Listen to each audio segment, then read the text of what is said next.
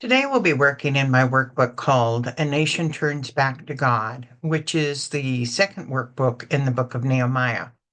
This is one of the hardest books to do because during this time, um, they use names that refer to the original people that came to Jerusalem rather than their own personal names, and it makes it very confusing. I did do a deep dive on all the names as we go through them, but it does make it very confusing. But I've given you all the information, you can work it out. Uh, this is the Jerusalem at the time of the story. And during the timeline of the book, we're right here in 444 BC. We'll be going to 430 BC. And let's look at the table of contents. Okay. So as of this chapter 8 of Nehemiah, the walls have been built completely. And of course, the temple has been built a long time ago in Jerusalem. And the first thing that happens in Nehemiah 8 is Ezra goes out in the public square and he reads the law. That is, he reads the Torah. And all the people are out there listening to the Torah. Now, we don't know where he started in the Torah. It generally believed that he was reading the law. So Genesis and Exodus probably were not the first books that he read. For some reason, based on what we see in this period of time, he didn't go with Leviticus first either, but that would be more for the priests. And Numbers, again, is more having to do with action. So it appears that they started with the book of Deuteronomy. And the reason why we say that is they go to they're in the seventh month, and they go right to the Feast of Tabernacles and ignore the Day of Atonement. Um, and uh, and then they follow up the tabernacles with the Day of Atonement, as if they read later that they were supposed to do that as well. So they put these out of order, and the logic is that they read Deuteronomy, but we don't know for sure why they ended up switching the locations of the Day of the Atonement with the Feast of Tabernacles. But in chapter 1, Ezra reads the law. People start hearing the law again for the first time. Then they learn about the Festival of Tabernacles. In chapter 2, they then celebrate the Festival of Tabernacles and with joyful celebration because they're back in their land. Then at that point, they realize they need to do the Day of Atonement. So they come back to do the Day of Atonement in chapter 3. And we actually have the total long prayer that they go through verbally with all the people as they're atoning for their all the sins of the past. And now we get to um, then we went to a binding contract with God. And basically, after their Day of Atonement, they wanted to assure God and write in and have everybody sign that they are going to follow the laws of God. So they, in chapter 9, Nehemiah 9:38 through 10:39, you have their contract and you have every single person who signs the contract. And so, it'd be great and wonderful if they were able to follow that. But we're human and they won't. But they had lofty goals at that point. So now we come to chapter 5.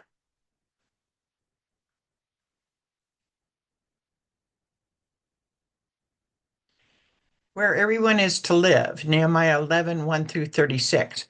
Okay, they've built the walls, the temple is built. Realize a lot of people have live outside the city of Jerusalem, rather inside the city of Jerusalem. But this is Nehemiah 11, 1 through 36. Now the leaders of the people settled in Jerusalem. The rest of the people cast lots to bring one out of every 10 of them to live in Jerusalem, the holy city, while the remaining 9 were to stay in their own towns. The people commended or blessed all who volunteered to live in Jerusalem. Jerusalem was a big ghost town. They had built it, but it was so big that not enough people lived in it. So they wanted to occupy it because that's what you did. Who had already decided to live in Jerusalem before casting lots? That would be the leaders of the people. When casting lots, what is the percentage of what that would live in Jerusalem? 1 out of every 10 cast lots to live in Jerusalem. And casting lots would have been with all men 20 years older. Their families would have followed whatever they discovered. Why do you think it was important to have people inside the city of Jerusalem? It was a big vacant town. In order to occupy it so that things worked, they had to have people inside the town that they had just built. And, you have about 50,000 people, but apparently that wasn't enough to fill Jerusalem. It still was fairly vacant. In effect, this brings us back to Nehemiah 5 before the celebrations of the seventh month. Nehemiah 7, 5, sorry. Nehemiah 7, 4 through 5. Now the city was large and spacious, but there were few people in it, and the houses had not yet been rebuilt. So my God put it in my heart to assemble the nobles, the officials, and the common people for registration by families. So, essence, we've come back to that after the celebrations to say, okay, who's now going to live in this city that we have built or rebuilt? Can we determine how many families stayed with Jerusalem? Only approximately. Nehemiah 7:66 states that there are 42,360 Jewish men over the age of 20. If we count every family group listed in Nehemiah 7 as one leader for each group, that is roughly 50 leaders. Therefore, about 4,231 men and their families stayed in Jerusalem, or roughly 4,000 families. We will see how this compares later. Nehemiah 11:3. These are the provincial leaders who settled in Jerusalem. Now some Israelites, priests, Levites, temple servants, and descendants of Solomon's servants lived in the towns of Judah, each on their own property in the various towns, while other people from both Judah and Benjamin lived in Jerusalem. Nehemiah is about to make another one of his lists of people, but here he summarizes where the people decided or were picked to live. First on the list will be whom? The provincial leaders who settled in Jerusalem. Did all the priests, Levites, temple servants, and descendants of Solomon's servants live inside Jerusalem? No, some of them lived in the towns of Judah. Did some people from the tribe of Benjamin decide or were picked to live in Jerusalem, even though Jerusalem is in the territory of Judah? Yes. To dwell in Jerusalem instead of your tribal land, you were giving up. Living in Jerusalem would mean a new trade or business. You would not be growing food or tending livestock. Living in Jerusalem instead of your tribal land meant that you may have to change your social priorities. The people you were related to may be a distance away. Living in Jerusalem meant that you would be living in a ghost town that was to be revived. Living in Jerusalem versus the countryside meant entirely different types of crime that you would have to face. The people commended all who decided to live in Jerusalem. So if you were going to live in Jerusalem, you were really changing your life completely. Nehemiah 11:4b, from the descendants of Judah, Athaliah, Ahiah, son of Uzziah, the son of Zechariah, the son of Amariah, the son of Shephatiah, the son of Mahalalel, a descendant of Perez, and Maaseiah, son of Baruch, son of Kolhazah, the son of Hasiah, the son of Adiah, the son of Chorib, the son of Zechariah, a descendant of Shelah. The descendants of Perez who lived in Jerusalem totaled 468 men of standing. Perez most likely referred to Judah's son, of which David descends. Sheila most likely refers to another of Judah's sons. Notice the detailed family line. Being a leader would require knowing your lineage. Nehemiah 11:7. From the descendants of Benjamin, Shalu, son of Mishallam, the son of Joed, the son of Pedaiah, the son of Koliah, the son of Masiah, the son of Ethel, the son of Jesiah, and his followers Gabai and Shalai, 928 men. Joel, son of Zechri, was their chief officers, and Judah, son of Hasanua, was over the new quarter of the city. Jesiah, also known by many other spellings, Isaiah below, Ishab below, was a Korahite who came to help David against Saul. 1 Chronicles 12, 1 through 2, 5 through 6. These were the men who came to David at Ziklag while he was banished from the presence of the Saul, son of Kish. They are among the warriors who helped him in battle. They were armed with bows and were able to shoot arrows or sling stones right-handed or left-handed. They were relatives of Saul from the tribe of Benjamin. Eluzai, Jeremoth, Beliah, Sheremiah, Shephathiah, the Haraphite, Elkanah, Isha, Azra, Jozer, and Jashobim, the Korahites. So we have a famous great-grandson, Shalu, or great-great-great-grandson, I guess, was the son of Sheliah, who helped David. And what do we know about these leaders of Judah and Benjamin? So I'm going to let you go ahead and look at those.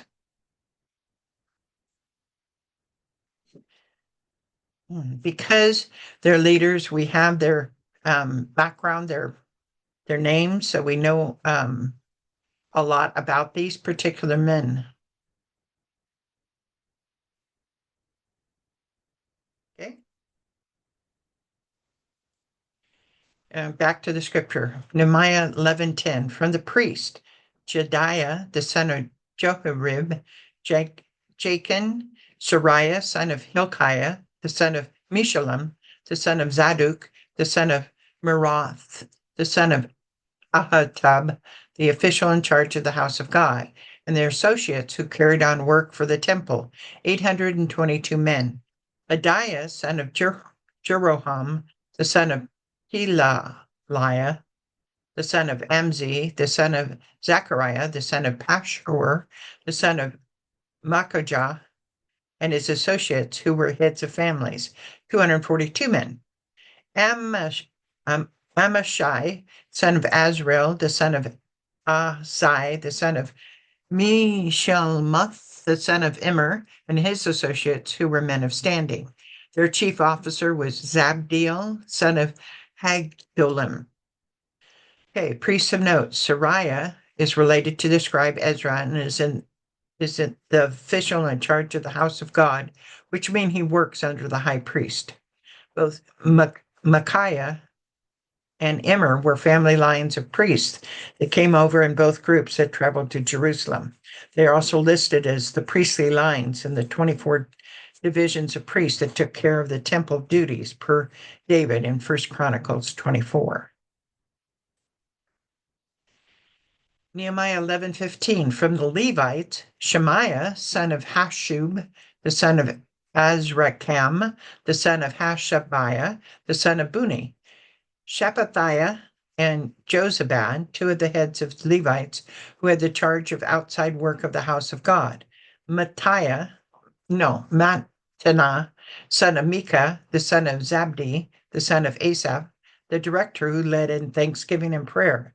Bakbukiah, second among his associates, and Abda, son of Shuma, the son of Galal, the son of Jeduthun, the Levites in the holy city, totaled 284. In charge of the outside work of the house of God means going out to collect provisions and tithes from the countryside. Asaph was a writer of many of the Psalms of David. And David appointed Asaph to be a chief of those who gave praise in song and music.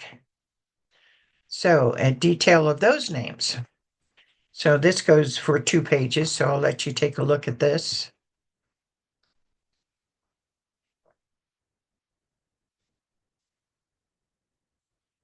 And then that.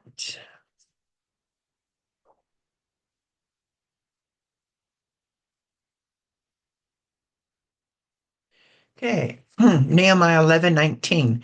The gatekeepers, Akub and Talmon and their associates who kept watch at the gates, 172 men. Nehemiah 11:20. The rest of the Israelites, with the priests and Levites, were in all the towns of Judah, each on their ancestral property. Excuse me. Nehemiah 11:21. The temple servants lived on the hill of Ophel, and Ziha and Gishpa were in charge of them. So you see where that is there. How many total men, descendants of Judah? Oh dear. You want me to go back and look on that? I'm so sorry, so sorry. I get lazy and I forget to have the answers here. Ah, good. I had them easy. Descendants of Judah, 468 men. Descendants of Benjamin, 928 men. Total priests, 1,192 priests. Total Levites, 284. Gatekeepers, 172. So grand total, 3,044 men that will be living in Jerusalem with their families, which is less than our approximated total. So Nehemiah 11:22. The chief officer of the Levites in Jerusalem was Uzi, son of Bani, the son of Hashabiah, the son of Mattaniah, the son of Micah. Uzi was one of Asaph's descendants, who were the magicians responsible for the service of the house of God. The magicians were under the king's orders, which regulated their daily activity. Pethahiah, son of Mishabel, one of the descendants of Zariah, son of Judah, were the king's agents in all affairs relating to the people. Who was the chief officer of the Levites? Uzi. Who was the famous ancestor that he's related to? Micah? Oh, Asaph. He's related to Asaph. As part of the descendants of Asaph, what is part of his responsibility? He was part of the magicians responsible for the service of the house of God. What limited the activity of the magicians? They were under the king's orders, which regulated their daily activity. Who was the king's agents in all affairs relating to the Jewish people? Pethahiah. Pethahiah. What do you think the cage agent would do? Make sure that they followed the rules, I would imagine. So you've got, so you have the gatekeepers, temple servant heads, chief officer of the Levites, and the king's agent. So this is all we know about these people.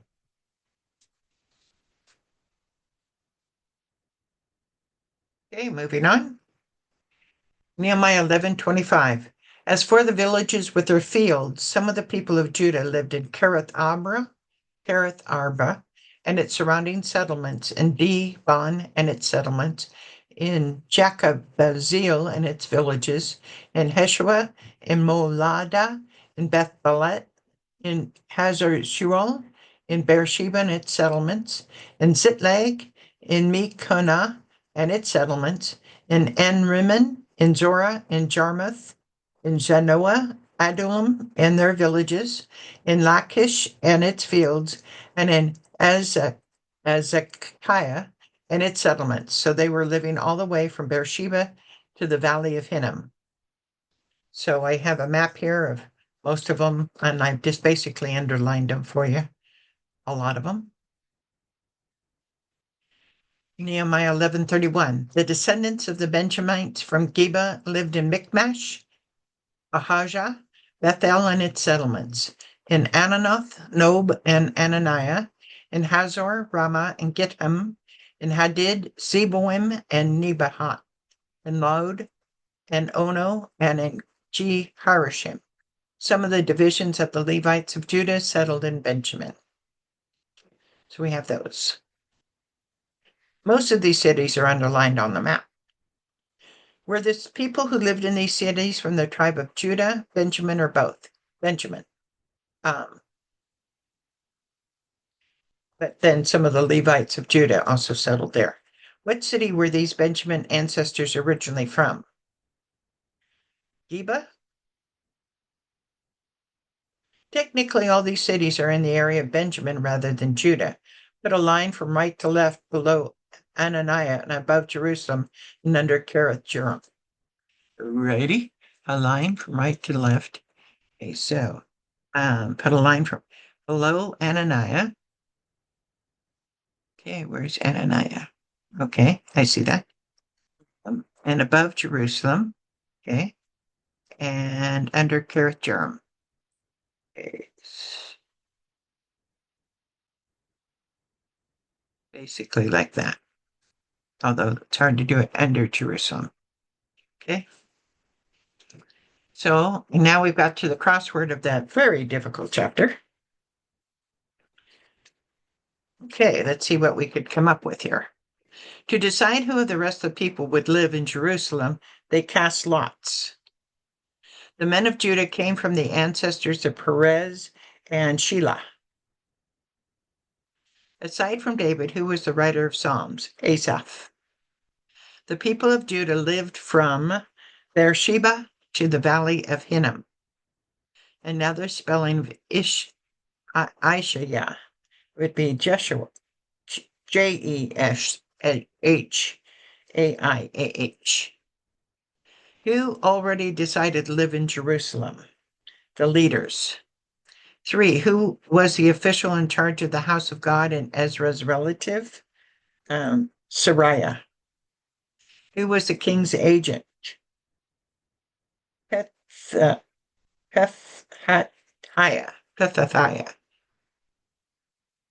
The two main tribes that came in the first and second returns to the area of Jerusalem were the tribes of Judah and Benjamin. The temple servants lived on the hill of Orphel. In charge of the outside work of the house of God meant collecting the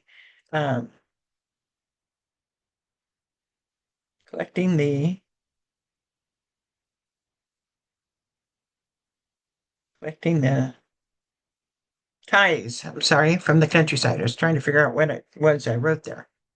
All right. Now I have one more thing here, a little detail. Then he starts listing the priests and Levitical families from chapters 12, 1 through 26. And this was the easiest way to do that, rather than, because there's no detail here other than the families. So he lists the priests who originally came with Zerubbabel. So that was listed already before in Ezra. He then lists the priests in the day of Jehoiakim. And then he lists the priests during the reign of Darius the Persian. So all this is just a detail of names. Okay, so that's the end of this chapter. I hope you enjoyed it as best you could with all this